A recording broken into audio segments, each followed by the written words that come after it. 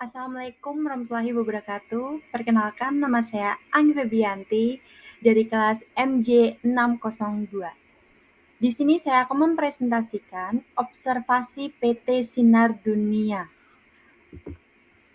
Profil perusahaan, nama perusahaan PT Sinar Dunia Makmur. Bidang usaha, industri kertas dan percetakan. Produk, kertas, buku, dan produk percetakan lainnya.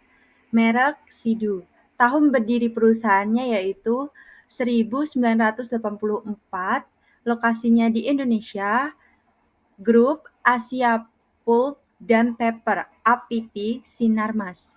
PT Sinar Dunia Makmur dikenal sebagai produsen kertas dan buku ternama di Indonesia dengan merek Sidu yang telah menjadi simbol kualitas dan kepercayaan bagi konsumen. Perusahaan ini terus berinovasi dan meningkatkan kualitas produknya untuk memenuhi kebutuhan pasar yang semakin berkembang. Visinya yaitu menjadi produsen kertas berkualitas tinggi nomor 1 di dunia dengan standar internasional.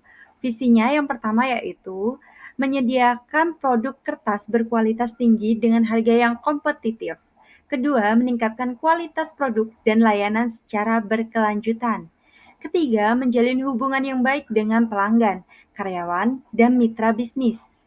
Keempat, meningkatkan kesejahteraan karyawan dan memberikan kontribusi positif bagi masyarakat dan lingkungan.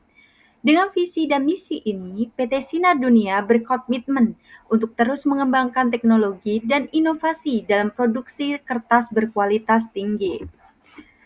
Di sini ada struktur perusahaan. Berikut adalah contoh struktur organisasi PT Sinar Dunia Makmur. Yang pertama yaitu ada Direktur Utama, memimpin dan mengawasi keseluruhan operasional perusahaan. Kedua, ada Direktur Keuangan, mengelola keuangan perusahaan termasuk perencanaan, pengelolaan, dan pengawasan keuangan. Ketiga, ada Direktur Operasional, mengawasi operasional produksi termasuk pengelolaan bahan baku, produksi, dan kualitas. Keempat, ada Direktur Pemasaran, mengelola pemasaran dan penjualan produk, termasuk pengembangan strategi pemasaran dan pengelolaan hubungan dengan pelanggan. Kelima, yaitu Manajer Produksi, mengawasi proses produksi termasuk pengelolaan mesin, bahan baku, dan kualitas produk. Keenam, ada Manajer Pemasaran, mengelola pemasaran produk termasuk pengembangan strategi pemasaran dan pengelolaan kampanye pemasaran.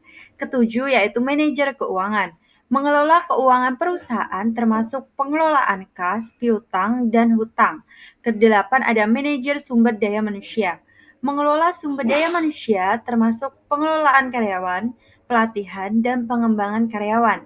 Dan terakhir yaitu kepala bagian, mengawasi bagian-bagian tertentu dalam perusahaan seperti bagian produksi, bagian pemasaran, dan bagian keuangan.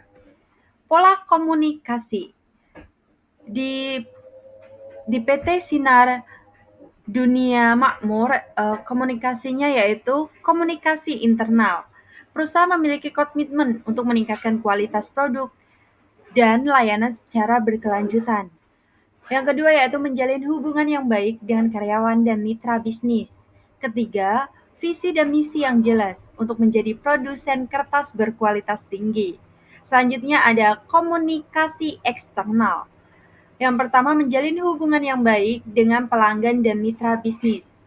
Yang kedua, memiliki ISO 9001 pada tahun 2015, ISO 14001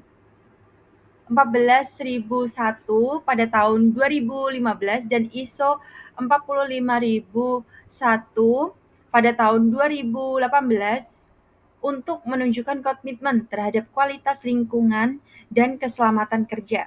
Dengan struktur organisasi yang jelas dan komitmen terhadap kualitas, PT Sinar Dunia Makmur dapat menjalankan operasional perusahaan dengan efektif dan efisien.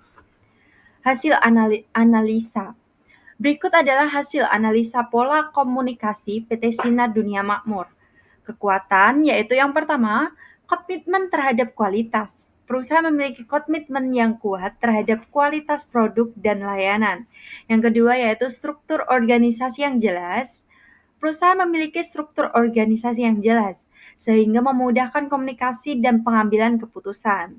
Yang ketiga, sertifikasi ISO. Perusahaan memiliki sertifikasi ISO 9001 pada tahun 2015, ISO 14001 pada tahun 2015, dan ISO 45001 pada tahun 2018 yang menunjukkan komitmen terhadap kualitas lingkungan dan keselamatan kerja. Kekurangan yang pertama ada kurangnya informasi tentang saluran komunikasi. Tidak ada informasi tentang saluran komunikasi yang digunakan perusahaan untuk berkomunikasi dengan karyawan, pelanggan, dan mitra bisnis. Kedua, kurangnya informasi tentang strategi komunikasi. Tidak ada informasi tentang strategi komunikasi yang digunakan perusahaan untuk mencapai tujuannya. Rekomendasi. Yang pertama yaitu mengembangkan saluran komunikasi yang efektif. Perusahaan perlu mengembangkan saluran komunikasi yang efektif untuk berkomunikasi dengan karyawan, pelanggan, dan mitra bisnis. Yang kedua, mengembangkan strategi komunikasi yang jelas. Perusahaan perlu mengembangkan strategi komunikasi yang jelas untuk mencapai tujuannya. Dengan demikian, PT Sinar Dunia Makmur dapat meningkatkan efektivitas komunikasi internal dan eksternal, serta meningkatkan kualitas produk dan layanan. Kesimpulan, PT Sinar Dunia Makmur memiliki komitmen yang kuat terhadap kualitas produk dan layanan, serta memiliki struktur organisasi yang jelas. Perusahaan memiliki sertifikat ISO yang menunjukkan komitmen terhadap kualitas, lingkungan, dan keselamatan kerja. Namun, perlu dilakukan pengembangan saluran komunikasi yang efektif dan strategi komunikasi yang jelas untuk meningkatkan efektivitas komunikasi internal dan eksternal.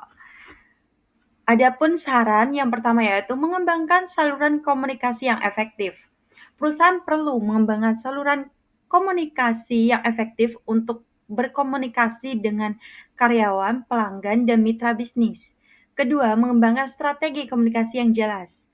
Perusahaan perlu mengembangkan strategi komunikasi yang jelas untuk mencapai tujuannya. Yang ketiga yaitu meningkatkan kesadaran karyawan.